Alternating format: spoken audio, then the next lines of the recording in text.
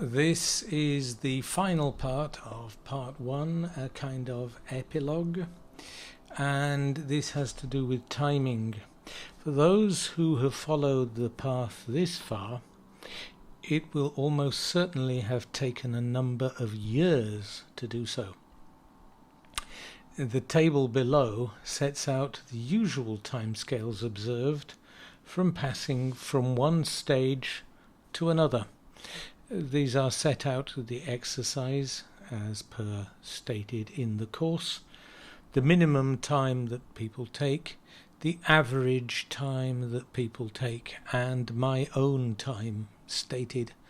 As you will see on the right hand column, for example, memory review, it took me 1.5 years, where other people on average manage it in 6 to 8 weeks. The same applies for meditation 1 and for pure perception 1. But on the other hand, things like concentration 2 took me a little bit less than average. And the next slide, which goes on with the other exercises, also shows the amount of time. Some people, for example, on concentration 4, take up to do it in 8 weeks. Took me 2 years, and that's the top end of average. In certain cases, concentration 5 took me 3 years. Concentration 6 also took me 3 years. So times are not set in stone. They are something that should be noted. These are neither maximums nor totals, since the timing depends on individual factors only. My own timings are included as an illustration of the possible range. There is no race. Slow and steady is far, far better than being quick and missing out what is to be noted on the way. Items worth considering along the way include the issue of self-gift, the relative weights of devotion and desire, resurrection as an inner law, the gift of union, and the impersonal role of the observer. Is the initial concept of the divine adequate to encompass even the role of a real guardian angel? Bear in mind that we start off with concepts that are woefully inadequate. What of the hierarchies going up to the Logos and beyond? How far down do we need to be concerned with the hierarchies below us, as far as the mineral?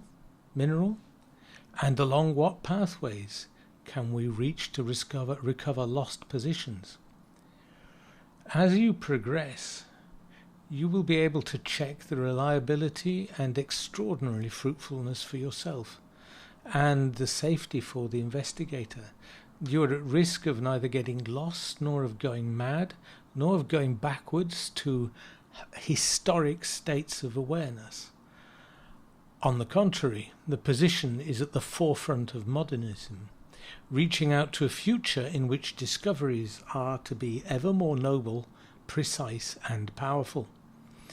Ethics arise on their own, and truthfulness and reliability of observations are guaranteed by the ease of corroboration by anyone as regards their soundness. This does not mean, of course, that checks can be carried out instantly, but if the results are good, they will be the same for everyone. The path leads to a whole host of results. The founder of this path, Rudolf Steiner, has by and large made these public. The answers to the questions put in this work are only a small portion of the discoveries that are possible using these techniques. However, any results are only of value if they can be confirmed by the method that is the subject of the present course. If the results obtained are not verifiable, or, in other words, they are false and subjective, then they have no value. If, on the other hand, they are correct, they can be checked by anyone who wants to be bothered by looking in the direction stated. The purpose of this course is to make available the tools necessary for personal verification by anyone who wants to do it. There is, however, one risk, that the tools and techniques will be buried beneath the multiplicity of results, and so the potential of this path may not be realized. That potential consists of bringing about in due course a renewal of our civilization by means that lead to greater ethics in total freedom, by deeper knowledge to enlivened art, and of fertilizing everything that is affected by a better understanding of the human spirit. And we might add, concrete knowledge of the hierarchical position of mankind, which lies beyond the inanimate objects he creates, such as glasses, and is surpassed in turn by certain powers in the universe. The potential for renewal of civilization offered by this path is vast. So that you don't have to take these statements at face value, the appendix shows how the techniques acquired may shed light on even the thorniest questions. Nevertheless, it is clear that civilization may only be renewed when research through such methods becomes a mass phenomenon instead of the research field of a few pioneers. It's equally clear that the tools given here are not an end in themselves, but are only useful insofar as they serve to make us aware, to open us up to our own human potential. This remains, for the most part, unexplored at the moment. Certain people have noted that Western culture today lies under various threats.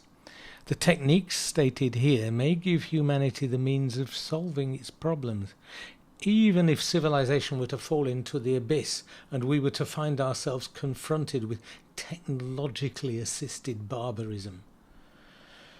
It is right to examine two theoretical questions simultaneously.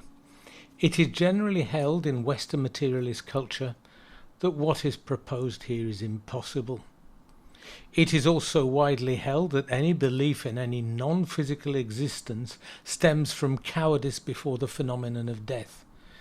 It's time for both of those statements to be seriously questioned.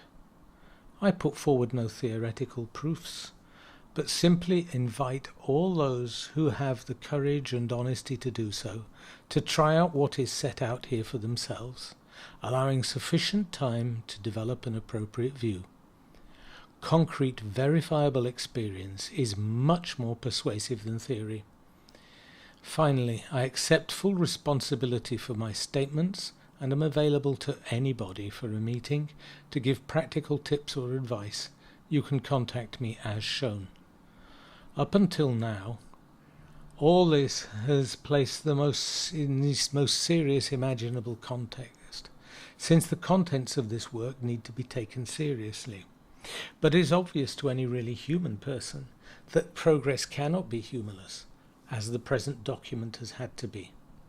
The next part of the document is given by way of illustration of the potential applications of the techniques acquired, and has to do with human relationships.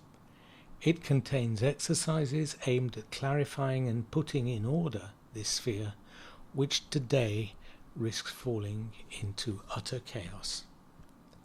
Once again, thank you for your time, and this is how you can reach me. Goodbye.